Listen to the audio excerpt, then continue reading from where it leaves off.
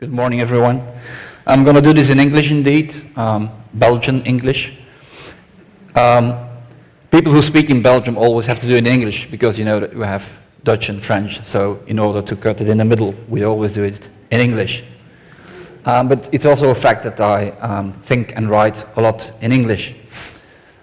Who knows where this picture is taken? By the way. Here in Haarlem. Okay, you can see me at the coffee break, you have won a book.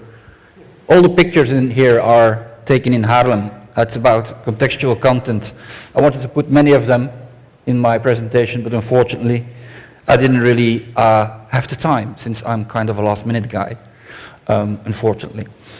Thank you for the introduction. Joanne, where are you? Thanks for the presentation. Engagement, I would like to say something about that before continuing. Engagement, very important. Engagement is also very important in content and context. We know we talk a lot about engagement. It's also due to some people in the social media space, like Brian Solis, who wrote a book called Engage. Engagement is about actual outcomes. It's about results. It's about measuring. And that's something I'm going to try to talk about in my presentation as well. So, normally we start, I'm not going to do the dirty trick I always do on events, but normally we always start with introducing about us. And then I always say, it doesn't matter who I am, it's about you, because I have created content for you, and I'm customer-centric, and I want to know what you want to know. That's really an obsession for me. But then the problem is that it always embarrasses other speakers because they have a long introduction about themselves. Let's say that I'm doing content marketing in general. I have been a publisher for 9 years, but I apologize to the publishers in the audience or the people who work for publishers. It's not my thing really anymore, but you can ask me questions whenever you want. To the people who are working in customer media, as in especially print, I apologize as well. I know you're a mixed audience, because my story is mainly meant for marketers in general. For me, it's all about content in context. It's about purpose.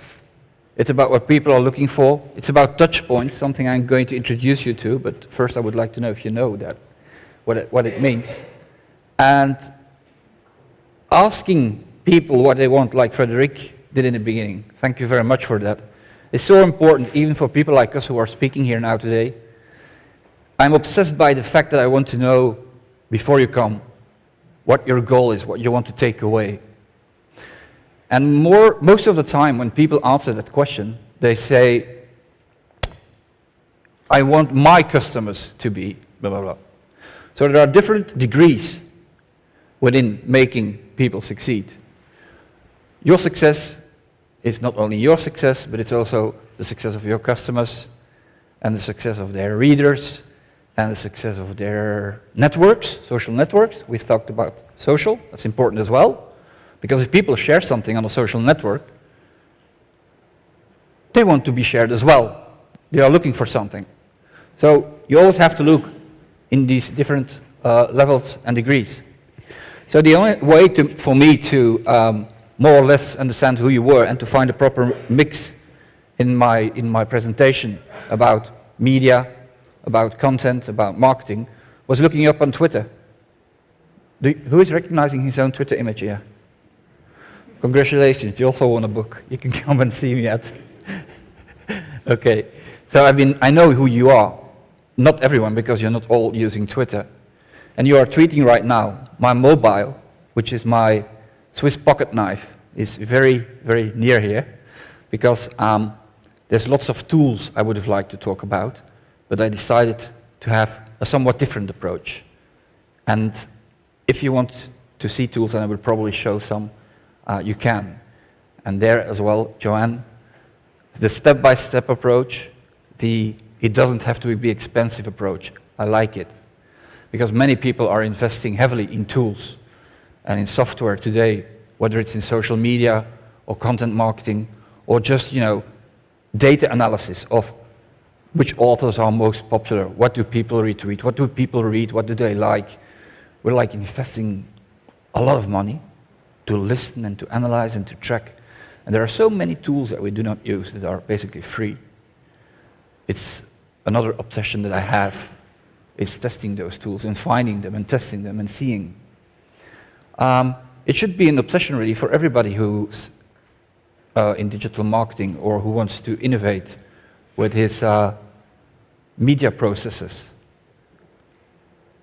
Let me ask you a question. How many of you have a center of excellence regarding the innovations in digital and other technologies that you can use to improve your business?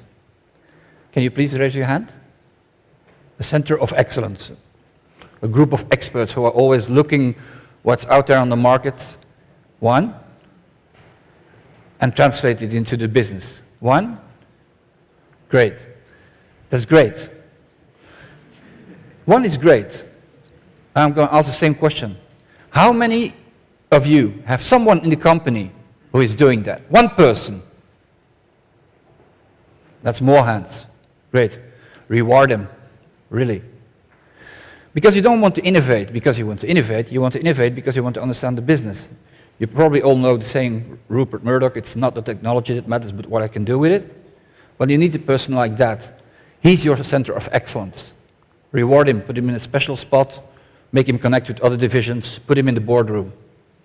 Especially if he knows how consumer behavior is changing or how customer behavior is changing. I'm not going to say like my fellow compatriot, Steven van Bellegem, that you have to put the customer or the consumer in your boardroom, because I know that in practice it never happens, and it's a theoretical dream. But it's true that you need to put that behavior, and especially the digital tools and the other processes and technologies that you have within it. Great. I've been talking too much on my first slide, so now I'm going too fast. This is my logo. There's a C in the center. Why? There's a C.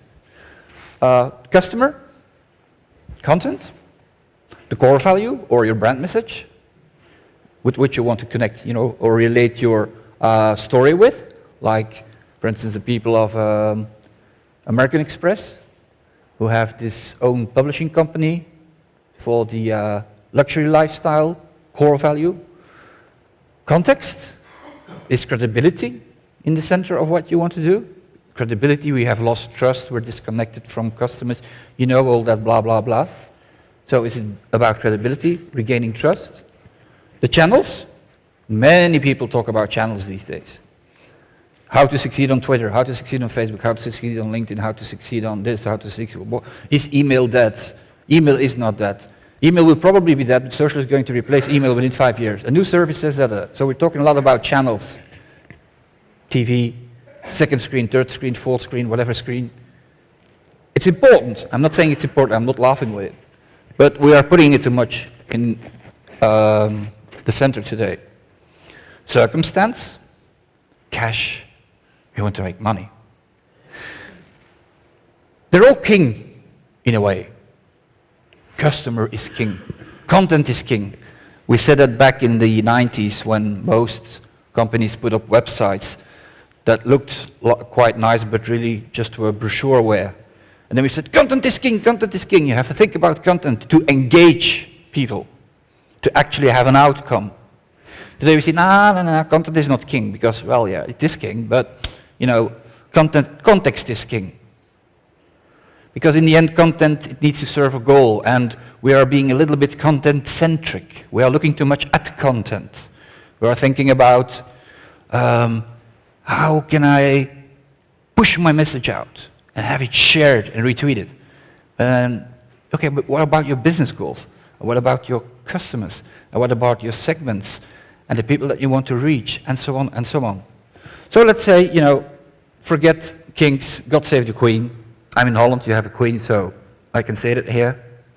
And it's, the message that I want to share with you today is that it's time to deconstruct in order to reconstruct. I'm not asking you for a revolution.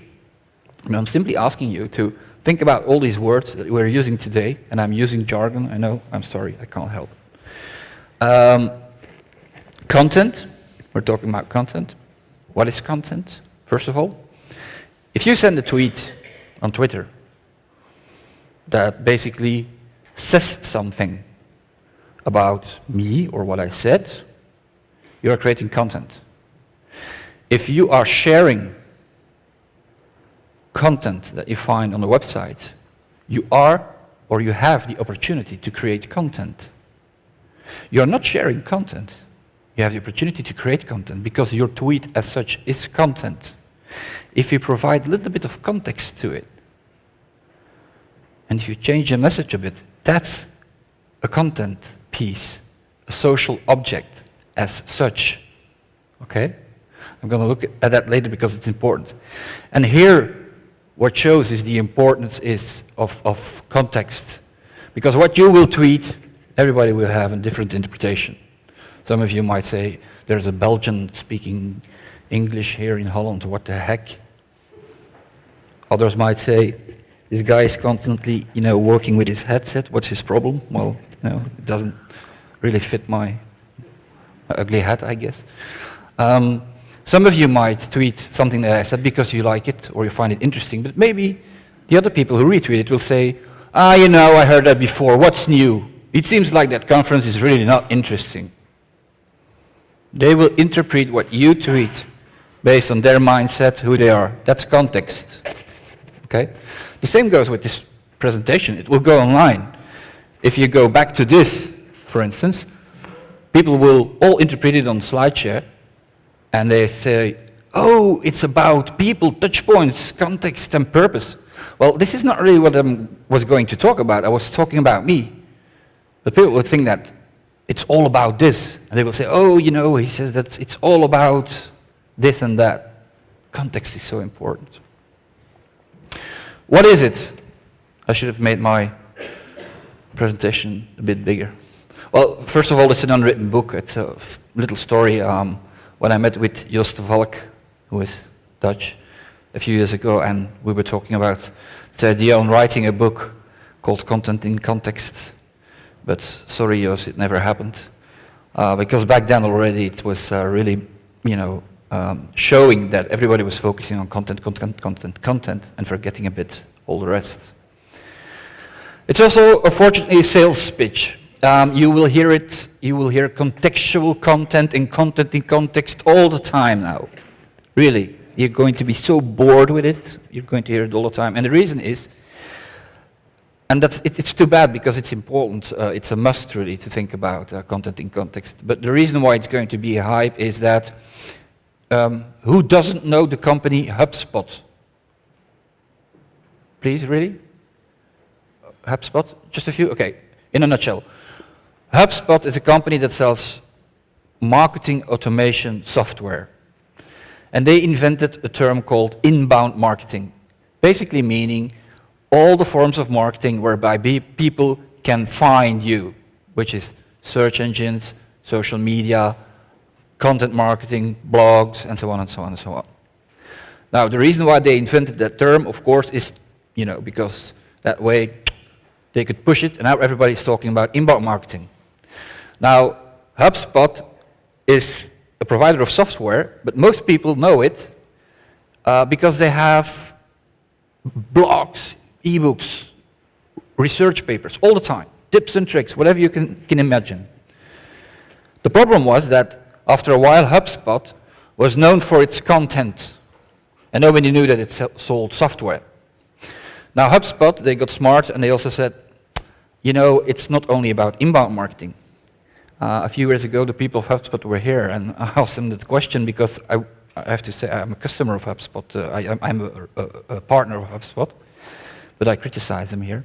The success of HubSpot is basically email. But in the beginning it was email is dead, email is dead, email is dead. But now HubSpot just announced in August at its Inbound 2012 conference a new version of its software. And in it, email and takes a central place, but also the contact list. So the people who are in the database. They all take a very important place in there. So they had to come up with something new. It's not about inbound, so what it's about content and context. Yeah, it's about context. So now you'll read everywhere about contextual marketing as being the new hype. Content in context is about customer centricity and about common sense. I mean, we know that everything has context. It's also extremely contextual. I'm going to explain that later. It's on the micro level and it's on the macro level. Content marketing and content in context means having an integrated cross-channel approach that revolves around the customer. Lee Oden just wrote the book Optimize. It's a good book, you should read it, if you're interested in digital marketing. And it's about, how do you make content marketing and social and search engines and all these kind of technologies and tactics work together in function of the customer. So that's the macro level. It's, okay, don't think only about the channel, but think broader. And then you have the micro level of content in context, and that's something I would like to introduce you to, and that's about dissecting. So a glimpse, I always try to make my presentations as real-time as possible. There's a guy called Ray Wang who just wrote a piece and published a report with his research company, Constellation Research, on contextual marketing. So it's already out there. You can find some of his ideas regarding what context really means. It's about intent. What do you want? How can you measure that as a publisher, as a marketer? How do you know what people want, when they want it, where they want it, what channels they use? Location, where I am. Technologies that you use. The mobile experience versus other stuff, People buy a lot on tablets, they don't buy on smartphones. But I use my tablet less to read my news when I'm on the go than I use my smartphone, because it's easier. I don't want my tablet all the time with me. So that's also a part of the context, the technology that you use, the technological environment and the behavior that you typically display there. It's not really a model, because Ray's, you can find the link down here. Ray's, model is pretty basic, and there's a lot more to add there. It's in every detail, and it's also about touch points. It's about every time that someone gets in touch with your brand, be it in a direct way, for instance, by reading content, or be it in an indirect way, for instance, by talking about your company. And that's something that you can influence as well. You might ask why and how, but you can do it. It's about the 3 marketing goals: customer satisfaction, more profit, more revenue. The only thing that has changed over time is that the ways to get there have become more complex. It's not a one-on-one equation anymore. It's not you click, you buy. No. There's lots and lots more needed. And it always was like that. Look at B2B buying processes, for instance. That's always a group buying process. And it was so before. So if you want, for instance, a CIO of a company to buy something from you, you also have to know who is influencing him within the company, right? And you always have to look at these different levels, putting your marketing goals together. But that's what I just lost it there for a while. What I wanted to say is that you need to know all the different stages and steps that you have to use today to achieve these marketing goals. And they've become more complex. That's what we call media proliferation, more channels, the social dimension. There's something that you could call social conversion. If somebody retweets something to its network, it has an indirect impact. You have soft metrics, and so on and so on. Okay, I'm going to jargon now. I'm going to stop that. It's about the customer. Oh yeah, time for some homework. Let me check on time first. 5? Great. I would like you to think about whatever your business is. 3 contextual elements of how your content is consumed, found, used, and adapted. I was going to let you do it in a group, but as always, I speak too long, so I'm going to have to go faster through my slides. And I would like each one of you to think about this, but really in detail, not just about the things that I explained, but really about every single aspect of the context within which your content is consumed, found, used, and adapted. Come and see me at the coffee break. There's more books that you can win. I wasn't planning this, but... Okay, an example of optimizing micro-contexts. Dissect the intent of what people want. At what point in time does somebody need informational content? What is the person trying to achieve? Which channels is he using? Where is he coming from? What influences them? What influences him? Which emotions? What information and content do these persons need to have and know at this stage? And are we making it easy for them to find the content, share it, consume it, use it, do whatever they want with it? It's about being there, where, when, how, and why people want you to be with your content. A lot of this is coming, a lot of the ideas about content in context are coming from the traditional model of the customer journey. Now, the customer journey is a very B2B, mainly B2B marketing way of thinking, but you can, you can apply it to other forms of marketing, such as B2C and social networks today as well. And in the end, everybody is a customer. I think that's important to realize. The connections of your connections are your customers. That's about the value chain. If you want a customer to succeed, you want his customer to succeed. If you want to attract the attention of a potential customer, you want to influence his networks as well. Okay? Now, there never was such a thing as a direct funnel. I explained the funnel a little bit before. It was kind of looked upon as being very easy. I take an action, I become a prospect, I become, there's attention, awareness, and so on, and in the end it's customer. No, it's very complex. This is something that was shared this week by Laurie Wisdow from Forrester. This is really how the funnel looks today. The old funnel didn't care about the individual and about context. This one does. There's the web, there's company website, event, sales, peers, social, email, and still it's a simple model because it's not personal enough. You can go much, much, much further in detail. The important thing I would like you to take away here is campaigns are important, but move from campaigns to engagement. And here I would like to define engagement as being something that goes on, right? Everybody knows probably the little movies that were so successful in the States from, oh, I forgot the brand. The man with the beard in the shower and the shampoo. Someone help me here? Yeah, Old Spice. They had a good story going on.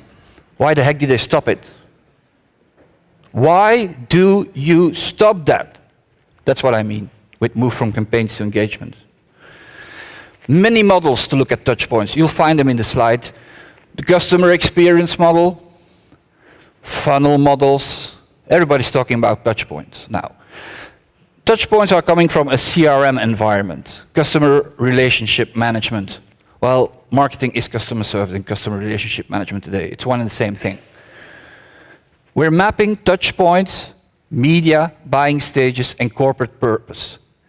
You can apply this to media. Coffee break for that. What's missing in most of these things is that data. Everybody's talking about big data today.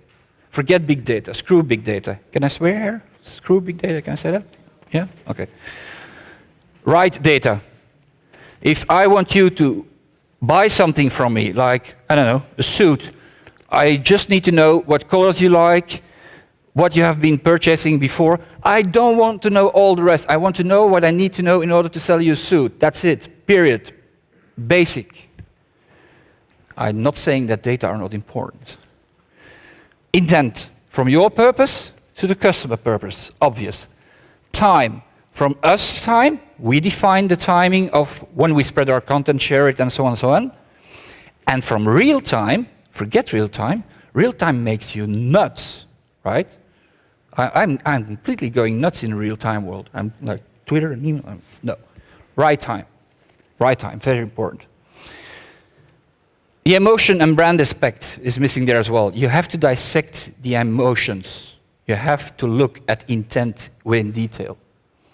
And finally, what's also missing here is a social dimension in the models that I just showed you.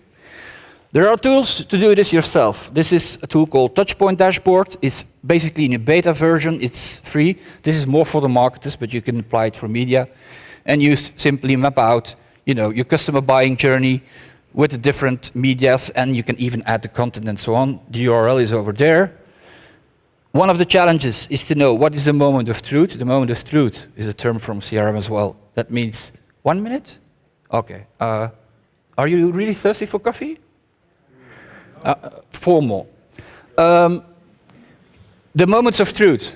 When does the conversion happen? When is it really important to get and persuade people to do something, right? When is the right moment to engage them? When are they going to buy it? Map it. Same thing on the other side, the metrics. Easy to implement. Really, just think about it. As a group, you can do this for all kinds of buying journeys. Again, this is free, touchpointdashboard.com. Today, many people are mapping content as, you define the personas, who are the typical people that would read this, who do want to achieve, what are they asking each stage of the buying journey, what answers do they need, and then we start auditing, what do we have, and then we start producing, and we start mapping, identifying, and we start creating and defining our own channels. What if you reverse the process? What if you didn't look at it from only a buyer persona, but from a personal and individual perspective? In B2C and in mass media, it's harder to do, but it's possible. In B2B, it's very easy to do. Personas. I'm going to skip this one. The content grid. Who hasn't seen this? Okay, I know that everybody has seen it. For me, the most important is if you think within the classic funnel model, awareness, consideration, close, make sure that you have all the metrics per stage. Essential steps for you to take. The change of value. Who knows Ram Charan, what the customer wants you to know? Has anyone read that book? Please buy it. What the customer wants you to know by Ram Charan, C-H-R-C-H-A-R-A-N. It's an old book, in fact, really. It isn't about digital. Read it. It's about value-based selling. This is what social media is about. This is about what the change of value and the power of social networks is really about. I've talked about this with Oliver Blanchard, the brand builder friend who wrote a book on social media. And the funny thing is that we noticed that many people who are in social business are either from a PR background, either they have worked in markets where there is a channel go-to-market model. I used to work for Ingram Micro, and so did Olivier when I started my career. And that's a company that works with resellers. And these resellers sometimes have other resellers, and they have customers. And in order to be able to sell, the thing that we had to do if we were smart, and we're talking 1992 now, was to create content and campaigns for the reseller of the reseller of the retailer of the distributor, so that he could sell to his customer, so that we could fill the stocks. Because if we just pushed the stocks to the resellers or to the distributors or the sub-distributors, they sent them back because they couldn't sell them. We needed to help them market. We needed to help them succeed. This is what social is about. And it's the same thing in media.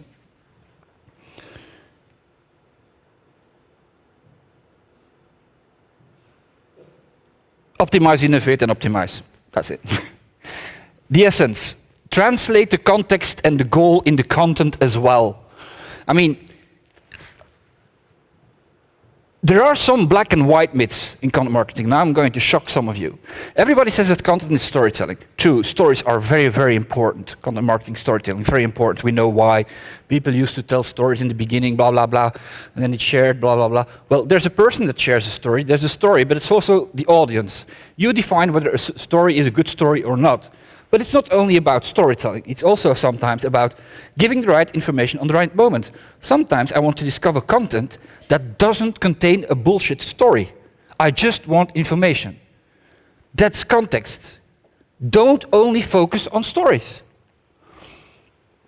It must be easy. We have to use visuals. We have to keep it simple. Visual content works very well, so let's do it. In the end, we are all writing about the same stuff. Make your content contextual for the people you want to target and achieve. Don't always make it easy. Don't always follow the others. Content is the essence of community. I'm going to put out some content and the community is going to follow that. Bullshit. I can't explain why in detail. I think Johan covered that in a way. Sharing is driving away. Which of you are publishers that are still not using social media? I read a number that was staggering in the States, are still not using social media because you're scared that it will drive your readers and customers away. Please raise your hand. Don't be afraid. I'm not going to kill you. Good. Driving away from X to Y, as I heard so often when talking with media in the beginning, was, it's crazy.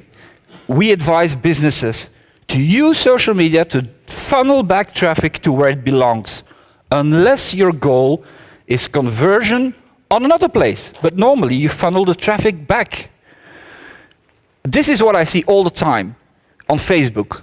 When people share something, especially companies, media companies, brands, whatever, they just, put share and it's on their Facebook page. Don't do that. This is creating content. The content is already there. Cut, okay. This is already creating content. The content is there, but you have to change it. You have to make something contextual. Choose another image. Change the title. Don't take that same content as it appears on your blog, for instance, and give some context. This is creating content. This is not sharing. Too difficult. This is my friend Christine Givago. Tech buyers tell me that they go right for the tech manual on the site for the truths that's missing from marketing. She tweeted it a few days ago. Christine is very smart. Very, very smart. Think about that. We don't always want stories. We don't want content centricity. We don't want content mediocrity. And I'm not making a spelling error there. Look up the word. We don't want content democracy, nor singularity, which is what I just explained, nor the narrativity. We have to really think about how. And community, content doesn't equal community. Finally, care enough to really understand what they say, blah, blah, blah. Thank you. This is my Twitter account. Please send me a mail. I won't reply immediately, and now I can have coffee.